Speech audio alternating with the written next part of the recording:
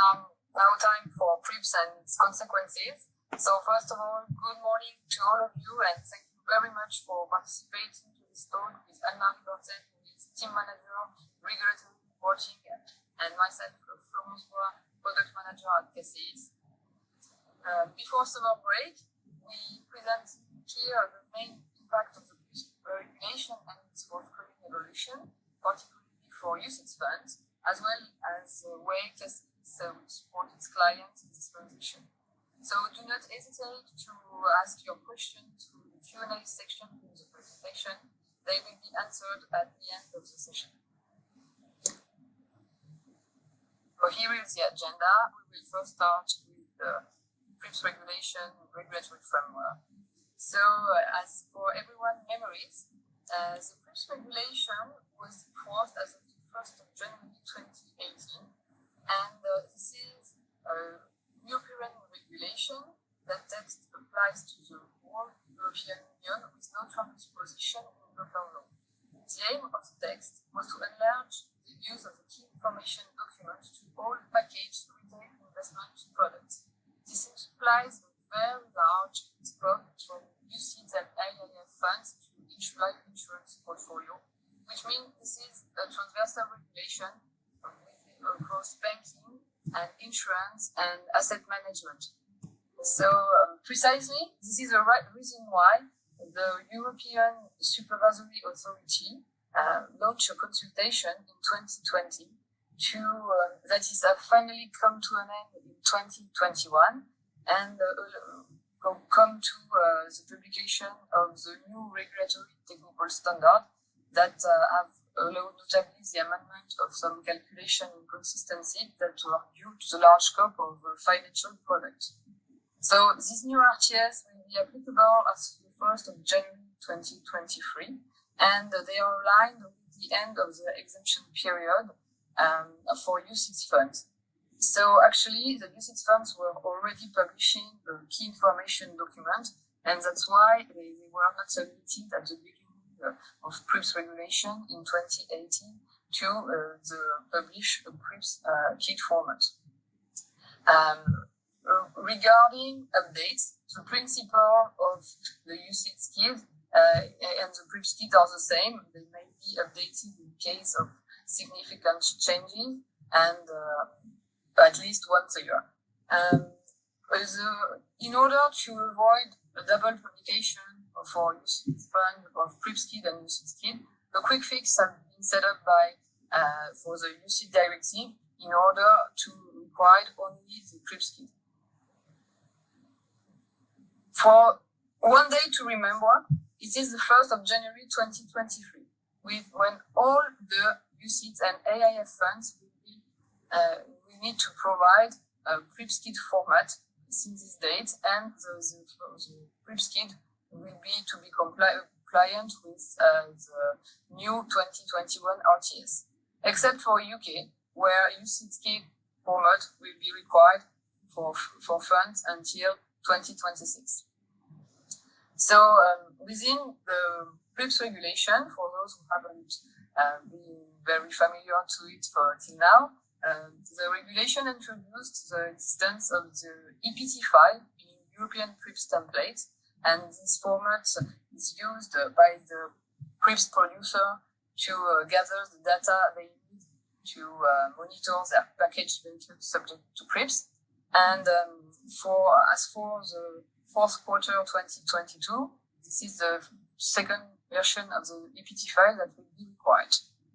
Still in the family, I would say, of the regulatory file, we have also the EMT, so European MiFID template, which is related to the MiFID regulation, and it has in common with EPT that the cost and charges methodology used for the PRIIPs is also accepted for the MiFID. So we can produce the same calculation for both reports, and according to your distribution, you can then use this format. For PRIIPS category, the regulation edited different category of product. 2 and 3 are the most common for funds. So CACEIS is providing services with regard of these two categories of funds, and which includes notably the private equity and real estate funds that are known in our product. Here is a table with the main differences between the two types of investor documents. What is striking at the first sight is the fact that you can see the PRIIPS KIID is longer, with 3 more sections and one more page. And we also have differences in notably in the ongoing charges of UCITS KIID that are becoming the costed charges for the PRIIPS KIID. And this section is longer. We have tables and also transaction costs calculated according to a specific method we didn't have for the UCITS KIID. And also for the performance and risk, let's talk about the post-performance tenures that are disappearing from the PDF document in the PRIIPs and replaced by 4 performance scenarios and that are linked to monthly scenarios. So I will leave Anne-Marie describe more about the templates and tell you more about the changes. Thank you, Florence. Good morning, everybody. So what you see before you is the current UCITS KIID. I'm sure you're all very familiar with it, and it has been on the marketplace and in use in thousands and thousands of them for the last 10 years. It has its 5 defined sections, including the calculated information as the SRI, the ongoing charges, the performance fees, of course, and the past performance bar chart. So this document will be maintained until 2026 for all share classes distributed in the UK, unless, of course, the UK revises again its position on that. This does, however, mean that the UCITS KIID for funds distributed in the UK will have to still perform the annual update at the beginning of each calendar year, namely because of the past performance bar chart. This will, in that case, require administrators and funds and management companies to ensure a parallel production of the UCITS KIID and the PRIIPS KIID for the funds in the UK.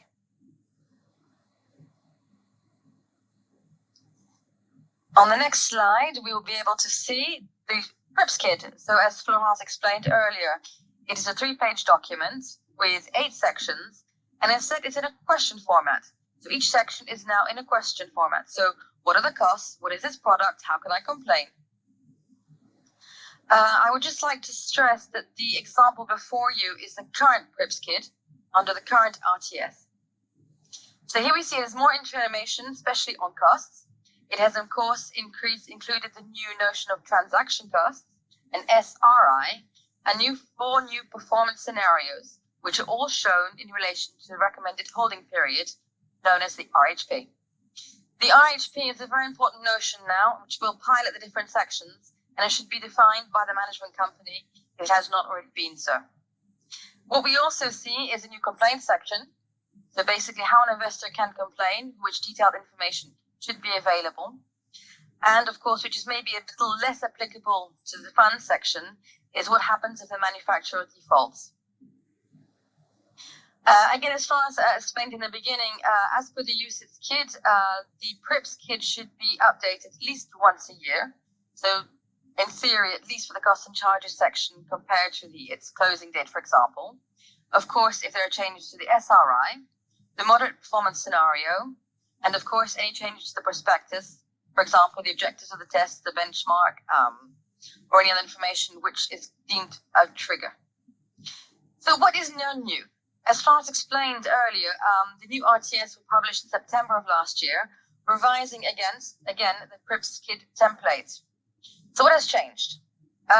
Currently, in the what is this product section, there's been more enhanced to include features which are currently in the UCITS KIID, such as the name of the custodian, which does not figure in the current PRIIPS KIID, and further information on where to find the NAV prices, the prospectus, and the financial reports. This, again, was information which we found previously, or currently, in the UCITS KIID under the practical information section. Furthermore, I would like to explain that ESMA has also released a communication at the beginning of May, giving further guidelines as to the information that must be included in the what is this product section. The second major amendment to the new PRIIPS KIID is that, as explained earlier, the RHP is important. So currently, the calculations must be shown in the first year, the mid-RHP, and the end RHP. Going forward, there is only for funds which have an RHP of 10 years or less, we will only show the first year and the last year. This is specified more investor transparency on the information. So going forward, what can we expect? Well, it is clear the discussions on PRIIPS KID and the content is still ongoing. I would say it is fairly probable to have further modifications next year, the year after, namely to extend the document to 4 pages and show the bar chart of the past performance figures, which now would only be presented on the management company's website, and the link has to be included in the PRIIPS KID. So, of course, we are monitoring this closely to follow the evolutions and new requests and modifications to the document going forward. Thank you, Anna.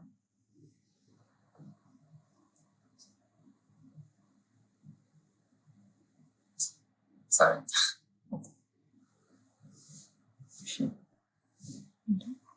Sorry. Here is a focus on risk and performance indicator. So between the PRIIPS KID and the UCITS KID, there are differences, and also between the 2018 PRIIPS Regulation and the 2023 applicable, modified by the 2021 RTS. So first, about the risk indicator, which is the RSRI within the PRIIPS Regulation, that is replacing the RSRI for the UCITS Regulation. With, as you can see here, for the UCITS one, the SRI is a market risk, whereas in the PRIIPS Regulation, it is a perimeter of market risk, more credit risk. This led to a difference, possible difference in the calculation data that may indicate a different scaling value between the 2 indicators, and that's why for the PRIIPS SRI, if it doesn't accurately reflect the fund risk profile, it may be intentionally adjusted. For the performance, for the UCITS, it was past performance, and they are replaced by 4 performance scenarios. For the moment, as Anne-Marie has just said, the past performance are not displayed in the PDF format, and only the 4th performance scenario are in, but they are both published in the website of the asset manager, but this will be as soon as the 1st of January 2023. So at the moment, it hasn't been required. For the past performance, it will be annual update, and for the monthly performance and monthly update for the 4 scenarios performance. All the material will be provided by CACEIS for all the calculation and the data to be published in the link. Another point is regarding the history required now for the performance scenario calculation. It used to be 5 years in the first PRIIPS regulation framework, and now since the new RTS, it will be a 10-year history required. And when this won't be available, benchmark will be used to replace the history. So now we will figure out what is our expertise about CACEIS in UCITS and PRIIPS production. So in front of you have last year's figures. So basically, of course, we have a large experience in UCITS KIID since the beginning of its implementation, and currently we're almost at 30,000 kids a year with master kids and, of course, the translation. PRIIPS KID, namely, of course, we have less experience in PRIIPS KID, but we do have the experience. And, of course, we have a large amount of servicing already in place for the costs and charges calculations, whether it be in the context of the Ept File or the EMT European MiFID template.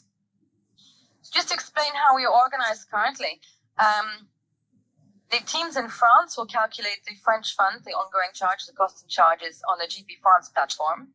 And in Luxembourg, we calculate for our funds on the GP International platform.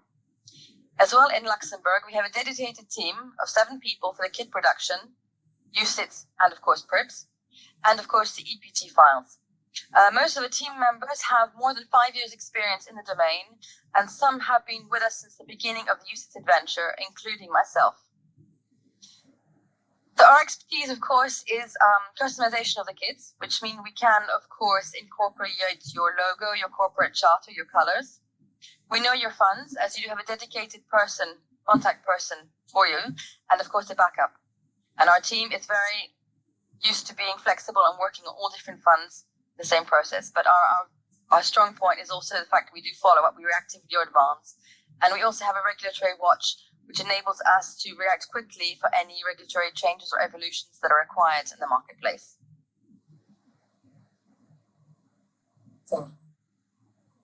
So, as you can imagine, CACEIS is supporting its client in the transition from the UCITS KIID to the PRIIPS KID as soon as we are fund administrator of the funds, and when the funds are in category 2 and 3 of KIID PRIIPs requirements, which, as I said previously, it excludes private equity and real estate funds from the service we're representing now. So we have designed a 2-level offer. The first level, regarding cost and charges calculation, it's a standalone service, which is targeting more asset managers that are producing their EPT format and KIID PDFs themselves. And in this framework, it includes all the calculation of cost and charges, and we then send them to you within partial EPT. And the second level, it's a full outsourcing of the production of EPT file and or PDF. And this is for asset managers who are seeking to outsource the production of the document.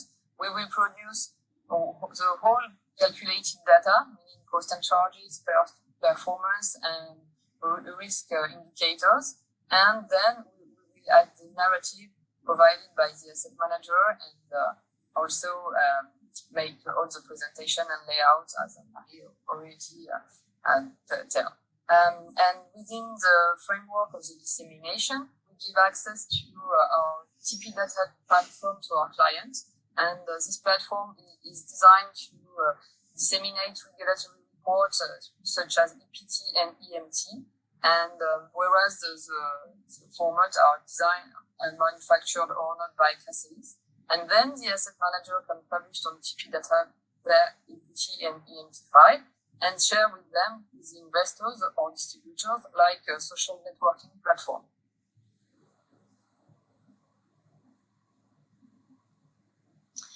So here, depending on the level of service you choose, for example, the calculation of costs and charges only, we can provide you with an EPT file and a partial EMT file.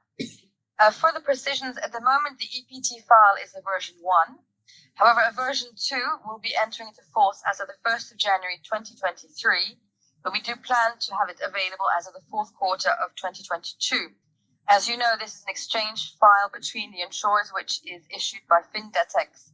So what changes in this EP2 v2 version? Principally, of course, it removes all the fields relating data from the UCITS KIID. It has additional fields on structured products, and it also removes the requirement for the narrative section. In the EMT world, there's another change upcoming as well. Currently, the EMT v3 version will be replaced by the EMT v4 as of the 1st of August 2022. So we have already planned to emit our calculations as at the end of June, so those being sent out during the course of July, on this new EMT v4 version. So the clients can then complete the EMT in the new required version by the 1st of August, as the market expects. If the service includes, in that case, the production of the EPT file and KIID PDF itself, of course, as we explained, we do the monitoring and production of the risk performance indicators, the production of the EPT file itself, so going forward will be the V2 file. We will liaise with the management company to include the narrative data to produce finally the EPT file and or the PDF according to the needs. Customization, which I explained earlier, of course, we will add your logo, your colors. And of course, as per the UCITS KIID, the PRIIPS KID does maintain the need to have all translated versions as for the distribution countries. For the translation element, as currently with our UCITS KID, we do work with an external provider of the financial industry to ensure that the wording is correct in all languages which are necessary.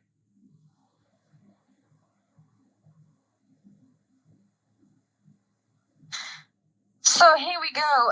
As we know, the PRIIPS KID should be in place by the 1st of January 2023.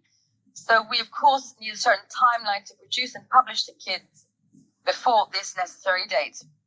We are also aware that certain insurers might request the PRIIPS KID or EPT template before this date, as they themselves will have to constitute their own PRIIPS KID or Ept file for their multi-option products. So the beginning step of this course will be a signed offer. Following that, we will send to you what we call a data track log file, which is a centralized document with a global section and a details section, basically with all the information and confirmation that we need to set up the services for you. For example, of course, the RHP, the narratives, the benchmark, and the PRIIPS category. So to begin the production itself, we will also first calculate the cost and charges. So either set up the service for you, or if the service is existing, define together an initial date, either a last calculation date, for example, year-end closing, or if this is maybe too late, maybe set up a more intermediary calculation, for example, the end of June or the end of September. Upon your validation of the costs and charges, we can then produce to calculate the risk elements. As a gentle reminder, the costs and charges are necessary to calculate the reduction in yield. So we envisage the preparatory phase to be September, October. The migration of the new calculations, data, and basically assembling of the documents as of November 2022. So what are we all doing now? Well, on our side, of course, we are working on the new PRIIPS template. As I explained to you in an earlier slide, we have to now change the current PRIIPS to the new PRIIPS under the new RTS, the different sections and more information. On your side, it's advisable then to begin looking at the website, setting up your websites, which must show the past performances and, of course, the 4 monthly performance scenarios, because the link to this information must be present in the PRIIPS KID. And also, it is recommended to start looking at the drafting of the missing narratives. So, for example, the complaint section, and to ensure the objectives, or what is this product, is in line with the ESMO recommendations of last May. So the aim is in that case to have all KIDs published by the 1st of January 2023. After this date, the PRIIPS KID is live for all funds, which means that we will go into the annual update, and of course, as per trigger events, as outlined earlier in the slides, the SRE, change of prospectus, or a change to the moderate performance scenario. And again, at least an annual update is required as per UCITS KIID, but what we do no longer have is the requirement of the 35 working days, which we had with UCITS KIID. So expect the production to be ongoing all year in function of the trigger events and, for example, the year-end closure of the fund itself. Thank you, Anne-Marie. So the presentation is over. Thank you for your attention, and it's now time to shift to the Q&A session. So let me see if I have some questions that have come from now.